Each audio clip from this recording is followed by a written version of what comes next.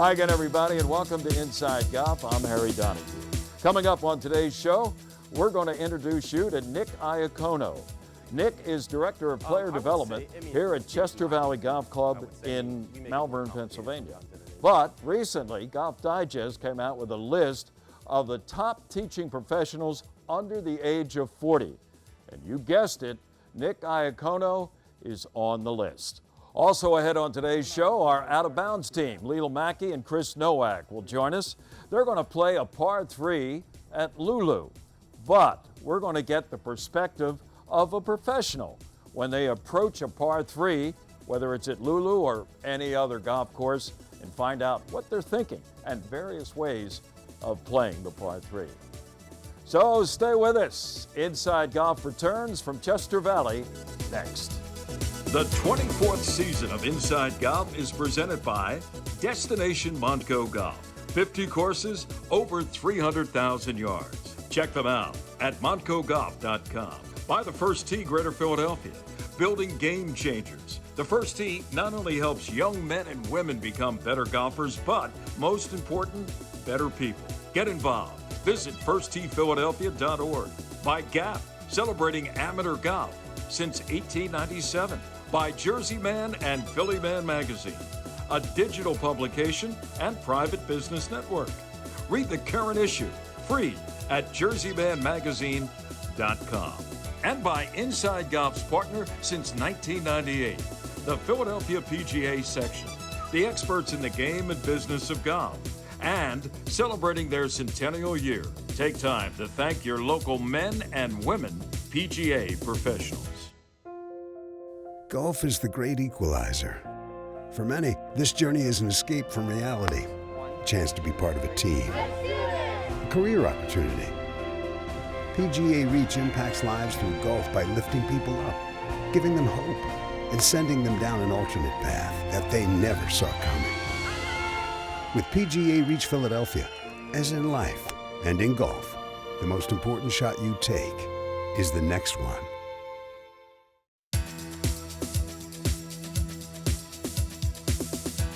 And welcome back to Inside Golf. From outside in the snowy weather of, typical winter here in the Delaware Valley to inside and the warm, friendly confines here at Chester Valley Golf Club in the grill room. And it's time to introduce you to Nick Iacono. Nick is Director of Player Development here at Chester Valley. But more importantly, the reason we came out here on this wintry day, Nick, is to get to know more about one of the top teaching professionals under the age of 40, as awarded by Golf Digest. First of all, congratulations. Thank you, appreciate it. Yeah. Okay, a lot of people want to know, well, how old is he? He's under 40. How old are you? I'm 32. 32, so you can win this thing for the next 8 years. That's what we're hoping. All right, Nick, take us back. You're Director of Player Development. You're 32 years old. This is what, your second year here at Chester Valley. But take us back to when you started out playing the game of golf. Yeah, so I did a lot of other sports growing up. You know, really golf was not even in my rearview mirror, essentially. You know, was not even in the picture at all. So it sounds kind of funny, but one day my dad simply just said, "Hey, Nick, get a collared shirt on, get golf shorts, you have a golf lesson, you have no choice." Where'd you have that first lesson? I had it at Hartfeld National with John Dunnigan. Oh, John Dunnigan, well-known teacher of the game, now not far from where we sit here at Applebrook. Yeah, right down the road. So, John, do you still go back to John once in a while I to do. get a few things ironed out? Absolutely. I'm actually seeing him tomorrow. Really? Yeah. Okay, how about that? You know, when you look back on it, not everybody can make that transition from never having played the game as a young guy, a young kid, whatever, to all of a sudden almost being dragged out there by your father who says, now you're going to play golf. Yep. I mean, did it come easy? I would say, this game's not easy. I would say, we make it more complicated sometimes than it is, but really all the sports that I did growing up helped me build those fundamental motor skills to really help me to learn golf. So staying with your timeline, you learned to play the game late in your teenage years, and then you go to college at Elizabethtown, and you wind up on the golf team over a span of, what, months almost, I guess, huh? Yeah, a couple of years? Yeah, so I played my senior year of high school at Sanford in Hockessin, and I walked on the team, so essentially I've been playing for just under a year. Wow. Walked on, made the top 6 the first year, and then got to number 1 by my junior year. So how long did it take you to go from never playing to becoming a single-digit handicapper? So it's funny, I broke par for the first time 2 years into playing golf at Hershey East. I shot 69 at Hershey East Golf Course. Oh, wait a minute. 2 years later, you were breaking par, and you're thinking, man, why does everybody think this is a tough game, right?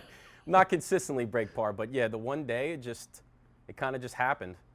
Look at Made a lot of putts. Made a lot of putts, had a lot of good tee shots, you know, a lot of good chips to save some good pars. But yeah, just looked at the scorecard at the end of the round, and my buddy's like, Nick, you know you shot 69, right? So where'd it go from there in terms of then devoting your whole life to becoming a golf professional? So it's funny, I went to college to be a math teacher, actually. So I really didn't know what I 100% wanted to do. Really, I got the idea that maybe I could be really good at teaching this game. So I kind of meshed teaching and golf and found my true passion, and that's to help people learn more about this great game. So how did you get Golf Digest to name you one of the top teaching professionals under the age of 40? You know, really just a lot of hard work, you know, just dedicating yourself and obviously being passionate about the game. You know, a lot of people do this for certain reasons. I do it because I love it and I want to help people. So, you know, if you really truly love this game, you know, good things will happen. You're going to work hard to get what you want. So, and one of the things you had to do was fill out a questionnaire from Golf Digest. And one of the things was to give them one of your original tips. So here's your big opportunity. Now, don't just share it with Golf Digest, share it with Inside Golf. So, you know, I teach a lot. I teach golfers of all skill levels and all ages. And, you know, chipping seems to be one thing that a lot of people get confused about, because we can make a full swing, athletic motion, get the ball in the air, all that kind of stuff. But chipping, just that small swing, getting the ball to not go too far, not too short, seems very difficult. So my original tip was putting with loft, essentially, to help you chip. So typically what I tell people is I give them a putter, take them 10, 15 yards out from the green, and I tell them to putt the ball a bunch of times. Because chipping's not too difficult of a motion in the sense that there's not a lot of moving parts. And putting, we keep it pretty simple as well. So I really try to have relative cues from one thing to another to help them out. So I usually give them a putter, say putt this ball 10 times. Then I give them a wedge, I say, all right, I want you to putt it 10 times. Using the same motion. Yeah, using the same motion. But then I put them in a setup that will help put them in a better position to get the ball in the air and to hit it solid and hit the right distance. So really just go from the putter to the wedge, and then I give them a good setup, and then lo and behold, you learn how to chip from there. There you go. Yeah. Sounds, once again, you're like the simplistic guy, right? When it comes to whether learning the game yourself or teaching it to other people. So when you deal, whether it's a fellow professional, and have you given some tips to fellow professionals? I have about, right now, 5 or 6 golf professionals that I teach. Really? In the Philly area or beyond? 4 of them are in the Philly area. Okay. And then I do some lessons through the Skillest app. So like some of my pros in New York that I teach, they put their video in an app, and then I give them a video analysis. And well, because of COVID, it's like a Zoom thing. Essentially, right? Yeah. I mean, and because of COVID, it became more relevant. So we had to figure out how we can help our students without even being near them. So that was a big deal to help me not only adjust to his situations, but to help my fellow golf professionals that are, you know, 2 states over. And full disclosure, prior to sitting down and doing this interview here at Chester Valley, I understand you were given a lesson today. I right? was 2 lessons. Got here nice and early. Not outdoors, were you? No, we have a year-round performance center. Okay. So it's climate controlled with all my golf technology, and I can teach golf year-round, which is nice. Absolutely. Well, you've come a long way in a relatively short period of time. Where do you want to go? What are your goals? I mean, I want to be the best teacher in the world, to be quite honest. You know, I don't, you know, shoot for the moon, I shoot for Mars. So essentially, I just want to be the best. I want to be able to teach the top level golfers in the world without losing the idea that, you know, helping the people just getting out there and learning the game for the first time. But I want to be the best teacher in the world.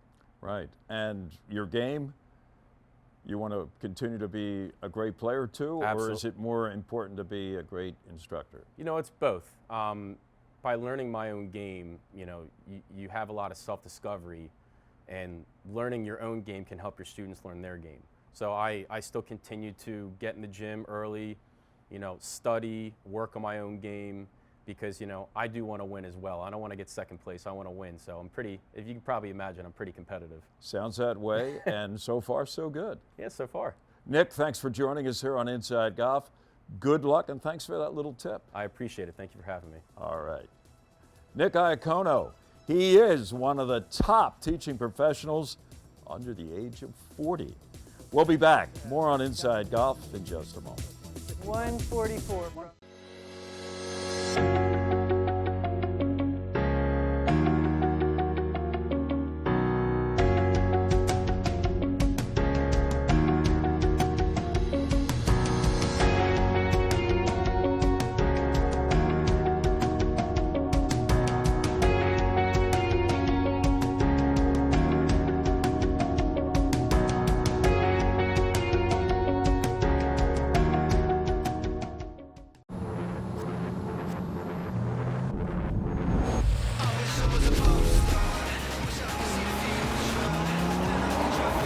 With a full range of BMW X vehicles available, no matter what adventure lies around the corner, there's an X for that.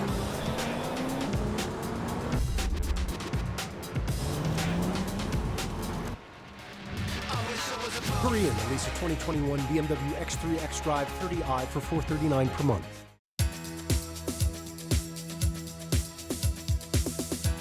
Welcome back to Inside Golf. Time to hook up with our Out of Bounds team, Lulu Mackey and Chris Nowak, on what a pro thinks about and the options available when tackling a par 3. Welcome to Out of Bounds. I'm Leela Mackey. I'm here with my co-host Chris Nowak. Oh, thank you very much. We talked about last time getting out and playing some par 3s and actually seeing what goes into preparation, how you hit a shot, how you approach it. So today we're going to do that. A little action on this hole? Yeah, sure. All right, so we'll go out. Tell everybody what we're going to play. We're going to play number 12, Okay? par 3. And we haven't played in a while, so viewers, keep that in mind. But again, it's a little chilly, but we're going to try it out. Let's do it. Let's do it. All right, we are standing here on number 12 at Lulu, and we're going to try and play this par 3 to the best of our ability, naturally. Yeah. So let me ask you this: like, when you come out here being a PGA member, what's the first thing you look at for a par 3? So I'm looking whether it's uphill or downhill first. So this is a little bit downhill. However, there's a lot of wind right now. So I would say this is I'm probably going to go up 2 clubs because there's so much wind and it's directly in our face. Even though it's downhill, you're still going to go up 2 clubs. Yeah, because it's not that far downhill. Any other things you look at in a par 3? So you can tell the green kind of slopes from left to right here a little bit. So, you know, it's kind of okay to miss, or I'd rather be on the left side a little bit. I also then look at where I definitely do not want to be. So right here it looks like there's kind of a little backstop. So even if I hit it a little bit long, it'll be okay. It should roll back down. And I probably don't want to be short because it looks like there's a lot of bunkers over there. So for you, long is good. Yeah. All right, someone like myself, 19 handicap, I'm looking at this as, all right, we got the distance. What did you say distance was? 160? 144 from 144. See, I see downhill being 118 with a little wind, maybe a club. It's a little chilly, so I have to prepare for the coldness and be ready for the coldness. And I think it's very important that when you do play a par 3, you should have some form of ritual. And I agree. Well prepared. My ritual whenever I play a par 3 is a beer. I like it. I think that whenever you're playing a par 3, it's a good opportunity to take a break, have a beer, and play. Absolutely. Let's make this interesting. Let's do it. 20 bucks? Okay. All right. 20 bucks, and we have to finish our beer. Sounds good. All right, I'll go first. Well, you know what? Even though it's ladies first, I'll go first, all right? But some people may say. Yeah. 20 bucks closest to the pin. Closest to the pin. Or maybe whoever actually hits the green, since we haven't played in a while. Yeah. All right. See what happens. A little windy out here. All right.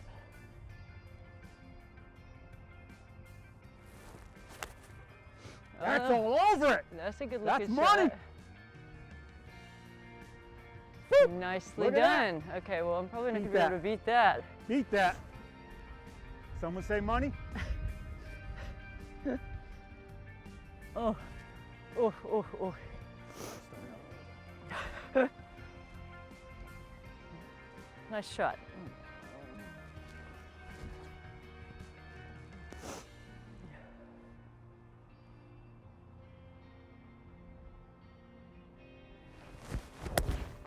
Oh, just a that's wee bit outside. way right. Oh, no, it would have been long anyway, so. 20.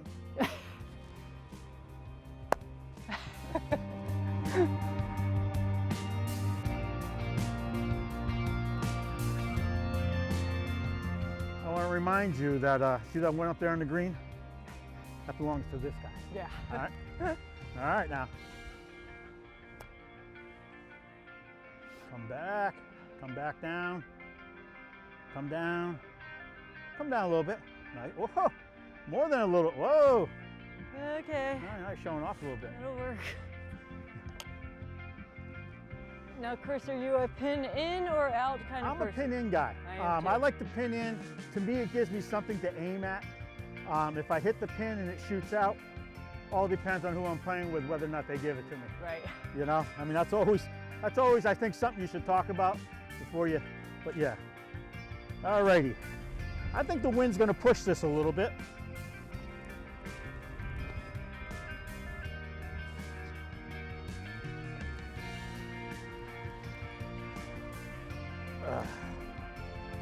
It's all right, I'll That's take par. good, though. Good par. Thank you.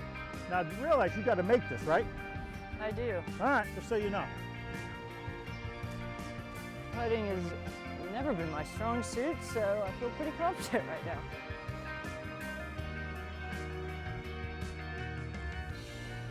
Let's get it, get it, get it. Oh,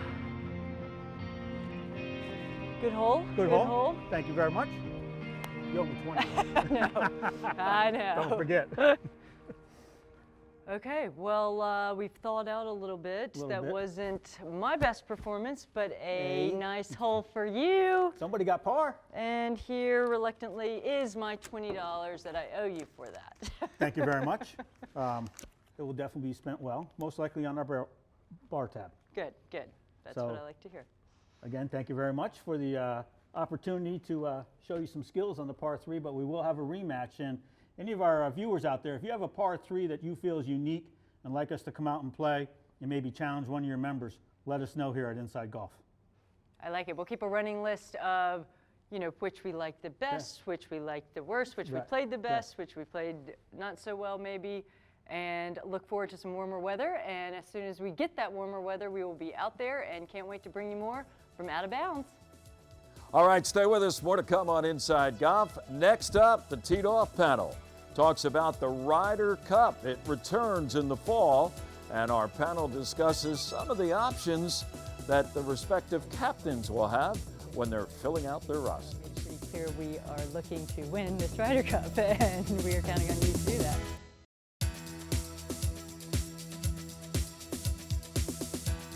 Welcome back. Inside Golf continues. Time for our Teed Off panel. Today we're back at Lulu Country Club in Upper Dublin, Montgomery County. Don't forget Montco Golf. Dozens and dozens of golf courses in Montgomery County for you to sample. This is one of them, Lulu Country Club in Upper Dublin. Our panel today, back with us from the Golf Association of Philadelphia, where he is in his first term as president, Oscar Mestri. Good to see you. Great to see you, Harry. Joe Logan, he's president, CEO of myphillygolf.com, been a constant contributor of teed off panels for years and years. Good to see you again, partner. Good to be here. And Lilo Mackey is back with us from the Philadelphia section of the PGA. Speaking of the PGA, this year, hopefully they'll play the delayed Ryder Cup. It was pushed back because of COVID from 2020 to 2021. The site hasn't changed. It's Whistling Straits. Yes. First time I think they've had the Ryder Cup there. They've had majors in the past. The topic is, for the two captains, the selection of captains' picks. It's different between the USA team and the European team. Steve Stricker is they changed it, I think, the last time. They made it, I think, 4. And now he's going to have his captain's picks increased by 2 more to 6. That's half the roster. Is that a good move, do you think, Leela? Well, we'll find out, I guess. We'll find out in September. Yeah, no, I think so. You know, depending on who he picks and how they play, it's kind of a, you know, you're rolling the dice. You never know. Somebody could be a great individual player and not a great Ryder Cup player, but yeah, I'm excited for it. It'll be interesting to see what happens with fans, and hopefully they'll be able to have it. That's half the fun of the Ryder Cup, but we'll see. Yeah, and that's he has 6 picks. However, Patrick Harrington is not in the same boat. The European team captain is only going to, I think, name 3, Joe. So that's half of what Stricker. Why do you think that they don't get on the same page, or does it make that much difference maybe? They've always had different ways of going about Yeah. this. I think it's great. I think the more captains picks, the better. And the reason is it introduces more strategy into it. You know, there was a time when about the only thing the captains seemed to do was pick the uniforms. But what's the best Ryder Cup we've had in years? And that was Paul Azinger at Valhalla. Remember that Ryder Cup? Sure. It was great. And so increasing the number of captains picks, it introduces strategy. It puts pressure on the captain to make good decisions. He can't just pick his buddies. He's got to pick people who are hot. And then when they're actually playing the stuff, you've got to move them around rather than just, you know, throwing it against the wall and seeing what sticks. Well, you said it makes him pick the right people, not necessarily his buddies. Maybe, though, it gives him an opportunity to put a couple guys on there who are his favorites that, for want of a better term, don't belong. We've seen that happen. You know? Yeah. That's happened in the past, and sometimes it works out, and sometimes it doesn't. I believe Patrick Weed was a captain's pick in the last one, wasn't he? And that didn't work out so well, as I recall. It does put a lot of pressure, though, on that's half the team. Sure. 6 out of the 12 players, you know, it's enough pressure to sit somebody down after the first session or second session, but now, even before it begins, you're picking half the roster. Yeah, you know, I think as you think about that question and the answer, just because you get 6 picks doesn't mean you're going to use them all randomly. You're not going to pick 6 people that are 40 and above in the rankings of the point golfers. system. Yeah. You may use the first 3 just by order That's a great order point. of play. But what it does do is it gives the captain more importance and more say in the outcome. So he, she, in the future can take bows for doing well and take the criticism for doing poorly, as opposed to being just limited by the rule, hey, you can only use these players. I think that's the main change that's coming out of that captain's pick. But let the captain feel like they have some say in the outcome. And I think that's going to be exciting. Again, whether they use all 6 randomly or they go right down the line up to the last 2 and pick 2 at random, it'll be interesting to see. And I think the way the point system is structured, since we have an extra year involved, if anybody wins a tournament in 2021 prior to the selection date, the points they get are a little higher than if you won it a year ago, you know, and because you got the hot hand. But do you agree with Oscar that, you know, don't expect any crazy wild card picks? I mean, Stricker's probably going to save maybe a couple spots for people who maybe aren't in the top 10 or 12, but he's probably going to be safe in picking a couple guys who just missed getting on the point system. I don't think, I mean, we'd hope he's not going to be picking his buddies. He wants to pick people that are going to win. I think we've made it pretty clear we are looking to win this Ryder Cup, and we are counting on you to do that. So, yeah, I think Oscar's right. He's kind of just going to go down and see what he's. But getting back to the wild card thing, we have seen in the past where some people, I keep coming back maybe to Europe, but like Ian Poulter wasn't always one of the guys that you thought deserved to be on the team, and yet he may be, his legacy is going to be Ryder Cup competition. Performance, yeah. And I don't know if he's going to make it this year or not, probably not, but you know, he could be a crazy pick by Patrick Harrington. I've long felt that, you know, there was a period there where the Europeans were dominating the Ryder Cup, Poulter being one of those Europeans. And I always thought, if they ever want to even this thing up, all they have to do is make a rule that all the European players have to actually live in Europe, because they all live in Orlando and Florida, you know. They do. And, you know, they go back over there once in a while. Now they're all living in Palm Beach. Now that's a good point. I mean, you look at what has been one of the biggest, I think, turnarounds in competition since 1979 when they opened it up, not just Great Britain and Ireland, is the whole continent, and how many of those guys are living now in the States where they get to play more golf. I think there's a case to be made that that's the point. Panel, thank you, and we'll be back. More of Inside Golf in just a moment. They're not just familiar faces. They're your friends and neighbors. It's their small businesses, a beating heart that makes a neighborhood a home. The places with a pick-me-up or a story that inspires, where you can share a taste of comfort with the personal touch that makes our world shine a little brighter. Support small and make a big difference. Make it local. Make it Main Street. Make it Montco.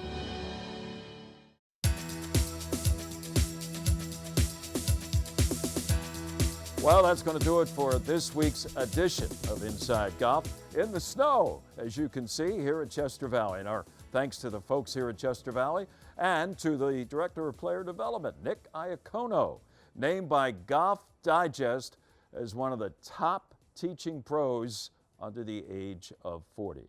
Next week, we'll take a look at women's golf. Leila Mackey sits down with a couple area female professionals to talk about a variety of things, including planning that getaway trip with a few female friends. I'm Harry Donahue. Remember, no matter how bad it's going for you out there, don't pick up, and we'll see you next time right here on Inside Golf.